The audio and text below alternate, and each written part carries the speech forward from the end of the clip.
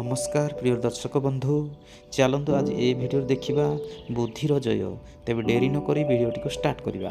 थरे घरमणी जंगल रे चोरु चोरु बाट बणा होईगला। हठात ता सामने महाबल बाघ हाजर होईगला। घरमणी को कहला मु तोते खाइबी। घरमणी बहुत डरीगला हेले बुद्धि खटाई एक उपाय पांचिला। बाघ को कहला आपण हेले राजा, केते जीवजंतु खाई मुह दांत असना हो जाइथिबो। आपण जाआंतु प्रथमे झरणा पानी रे मुह धोइबे एवं झरणा कूलर मुगुनी पत्थर रे दांत को पजेई आसी मते खाइबे। ठीक कहिलु कही बाघ जेमिति झरणा कूल को जाइछि घरमणी छु मारिला। हेले जाऊ जाऊ संध्या होइगला एवं घरमणी गोटे गुंफारे आश्रय नेला। सेईटा थिला सिंहर घर। सिंह जेमिति गुंफारे पशिछि देखिला अंधार रे आखि दुईटी चिक चिक करुछि।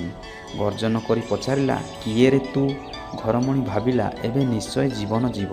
तथापि एथर मध्य साहस संचय करी कहिला मु धप धप राजा, मो सिंह दीटा गजा। एक सिंगरे गछ को भांगे, द्वितीय सिंगरे सिंह को मारे। यह शुणी सिंह प्राण विकल रे सेठारु जाई आउ 5टी सिंह को धरी आसिला। तांको गर्जन रे गुंफा थरी उठुथाए। घरमणी छाती को धम्भ करी कहिला ए सिंह तोते 10टा सिंह आनिबाकू कहिथिली, तू कोन 5टा आनिछु?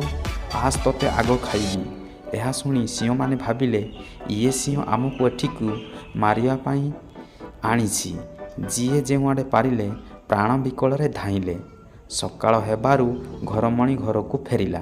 निजर उपस्थित बुद्धि जोगु घरमणी निज ठारू शक्तिशाली जंतु ठारू मध्य निज जीवन बंचाई पारला। तेणु कहा जाए बुद्धि थिले उपाय मिले।